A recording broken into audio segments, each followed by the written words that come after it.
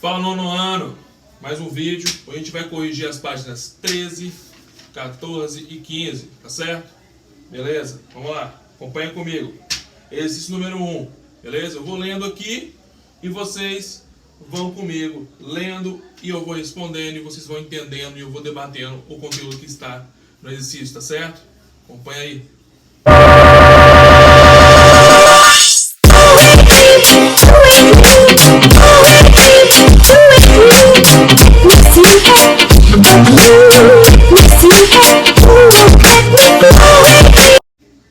Vamos lá.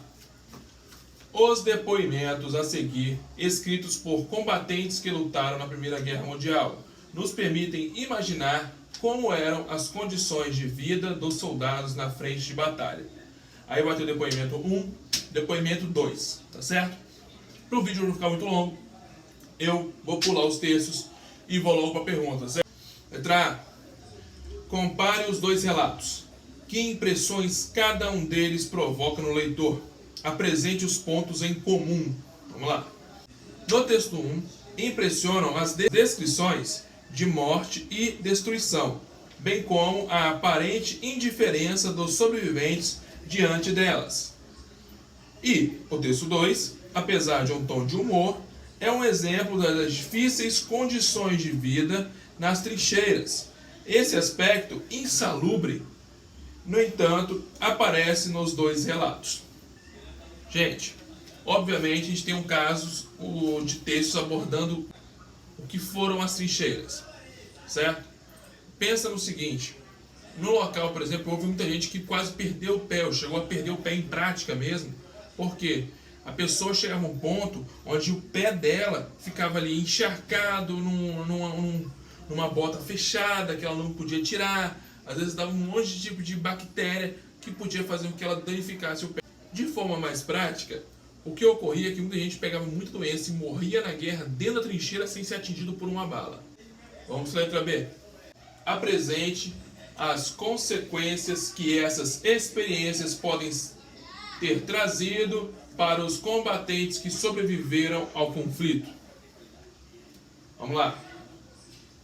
Há vários registros sobre os efeitos que a brutalidade dos combatentes produziu nos ex-combatentes. Casos de esquizofrenia, depressão, suicídio, isolamento, violência contra familiares, dificuldade dos mutilados se recolocarem no mercado de trabalho, além da adesão de grande parte deles ao fascismo e nazismo.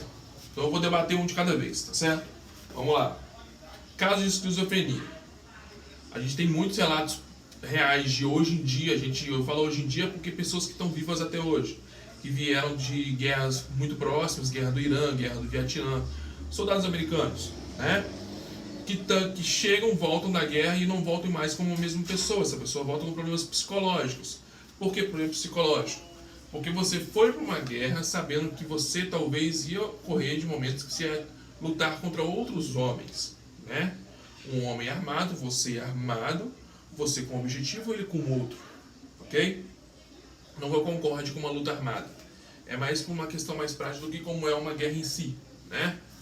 O que ocorre muito, que abala o psicológico de uma pessoa, é o fato de que muitas vezes essa pessoa está ali numa pressão psicológica tão grande que qualquer um ali é inimigo. E quando eu falo qualquer um inimigo, é realmente prático. Você pode ter uma mulher, uma criança que realmente está ali disposta a te matar. Então, ao mesmo tempo que ele está em modo de defesa ao todo momento, este modo de defesa é o próprio ataque, é atirar. Então muitas vezes esse cara, durante a guerra, vai ter matado mulheres e crianças. E isso não sai da mente de ninguém. Isso faz com que a pessoa volte revoltada consigo mesmo, ok? Não é com os outros, é consigo mesmo. Vamos lá.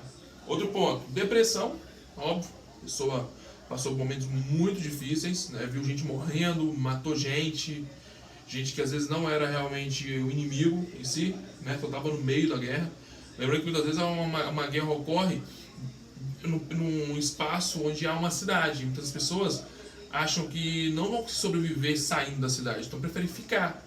Só que no meio disso, ela pode morrer por causa disso, ok? Ela ficando ali, ela pode ser vista como inimigo e tomar um tiro. Beleza? Suicídio. corre muito, é o limite, é o máximo ali onde a pessoa chega ao extremo da depressão e ela prefere tirar a vida e continuar sofrendo, né? Nós temos o isolamento, a pessoa já não se sente mais tranquila perto de outras pessoas, certo? Então ela prefere se isolar. Nós temos o caso de violência contra familiares, a pessoa já volta um pouco mais violenta, e aí ela pode acabar atingindo mais do que gostaria, né, de forma mais brutal, seus filhos, sua mulher, ok? A dificuldade dos mutilados de colocar no mercado, pensa, o cara volta como soldado, obviamente ele vai sair, né, ele sai do exército, e ele tem que arrumar um trabalho. Se ele não tem uma perna, não tem um braço, na hora da entrevista, é triste, mas é realidade. Se é para ser um auxiliar de pedreiro, precisa de carregar um monte de coisa, e o cara não tem um braço, ou às vezes não tem os dois, ele não vai ser contratado. Triste realidade. Ok? Por isso que hoje, por exemplo, nós temos muitas vagas direcionadas para os portadores de necessidades especiais, né? Para que essas pessoas sejam colocadas no mercado. Então há sim possibilidade para todos. Só há uma maior dificuldade para quem tem necessidades especiais. Agora a questão, por que estes homens decidiram se vincular a movimentos como o fascismo e o nazismo? O fascismo, por exemplo, se fez muito grande parte dele voltada a favorecer um tipo de homem, modelo de homem nacional, que muitas vezes estava encaixado neste homem. Este homem queria ser valorizado e muitas vezes ele queria subjugar outros tipos de grupos que não eram vinculados diretamente à dita nacionalidade daquele local como inimigos da pátria, certo? O nazismo tem essa mesma base, correto? São movimentos totalitários, que são coisas que vão aprender lá na frente, ok? Mas são movimentos de autoritarismo. O nazismo, por exemplo, a raça ariana era assim a raça que deveria se prevalecer. E os judeus eram o inimigo, o negro era o inimigo, o deficiente especial, ok? Então, eles são visados para favorecer um tipo de grupo. Um grupo mirando todos os outros e se favorecendo disso, certo? Letra C. Tem aqui em duplas, mas se você estiver sozinho, imagine que você seja um alemão. Estou colocando já de forma como se fosse sozinho em casa. O ano é 1915 e vocês decidiram ingressar em uma campanha de juventude pacifista denunciando a guerra e os interesses imperialistas que estão por trás do conflito. Escreva um manifesto em defesa da paz. Ok? Vou colocar aqui o foco que era este dever, para que é um exercício mais pessoal. Ok? Então, essa atividade ela esperava uma composição do manifesto que estimulasse o senso crítico. Então, que você pensasse mais sobre a situação e o porquê fazer. Ok? Além disso, deveriam acessar conhecimentos acerca do tema que vocês leram na aula passada e tiveram no vídeo aula, certo? Além de argumentar em defesa da paz, que eu acho muito importante, né, gente? Vamos lá. 2. Relacione o imperialismo e seus desdobramentos econômicos à eclosão da Primeira Guerra Mundial. Vamos lá.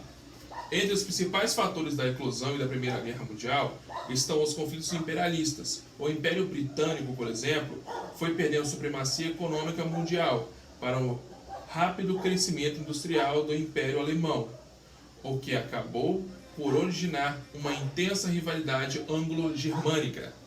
Entre a França e a Alemanha havia uma acirrada disputa pela região da Alsácia-Lorena. É bom lembrar isso, para poder lembrar também como locais que são muito influenciados por certas regiões europeias influenciam nomes de cidades do nosso país, por exemplo. Em São Paulo nós temos uma cidade chamada Lorena. Só um toquezinho, continuando aqui. Vamos lá. Vou repetir do início, para poder fazer sentido. Entre a França e a Alemanha havia uma acirrada disputa pela região da Alsácia-Lorena, que se tornou território alemão depois da derrota francesa na Guerra Franco-Prussiana, em 1810. Além disso, as competições entre a França, Grã-Bretanha e a Alemanha por colônias na África também geraram fortes tensões e rivalidades entre os países, entre esses três países. Tudo isso que eu estou falando, eu falei e reafirmei na aula anterior, ok? Então é só revisar caso vocês não tenham lembrado. Beleza? Vamos prosseguir que isso aqui eu já falei. Beleza?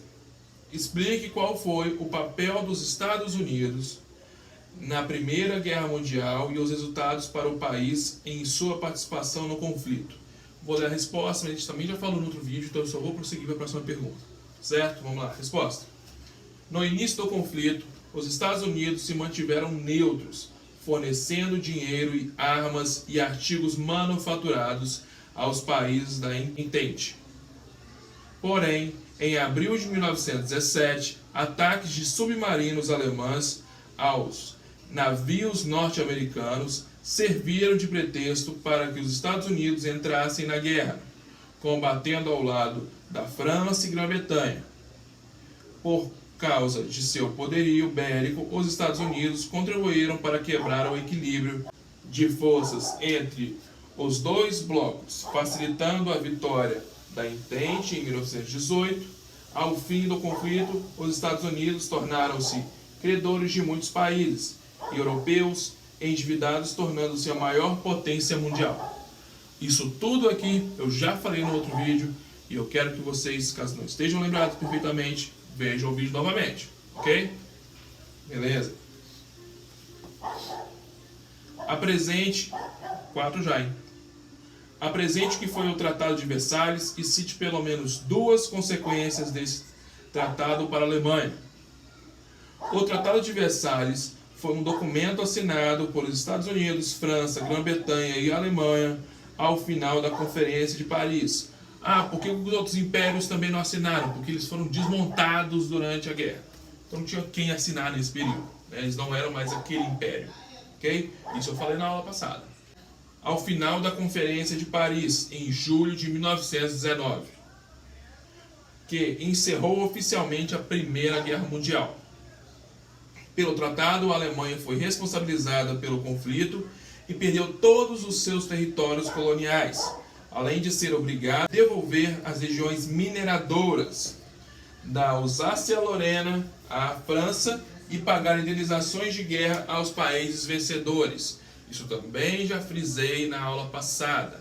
Estou só respondendo, porque eu já frisei isso na aula passada, então não vou repetir. Quero que vocês revejam o vídeo para poder pegar o contexto completo. 5. Comente as 3 mudanças territoriais ocorridas na Europa após a Primeira Guerra Mundial. Vou ler aqui, vamos lá. Após a guerra, o mapa político da Europa foi todo redesenhado. Devido ao desaparecimento dos impérios austro-húngaro, turco-otomano e russo, bem como a perda de territórios da Alemanha, com a queda desses impérios surgiram vários novos países. Vou citar alguns, ok? Como Áustria, Hungria, Tchecoslováquia, Iugoslávia, Finlândia, Estônia. E isso também acabou levando ao que a gente chama de União Soviética. Certo? O exercício termina aqui. Vai ter um próximo vídeo sobre as páginas 16 até a página 19. Quero ver todo mundo acompanhando, certo? Eu já lancei o exercício da página 20 e 21 lá na plataforma. Acompanha todo mundo lá.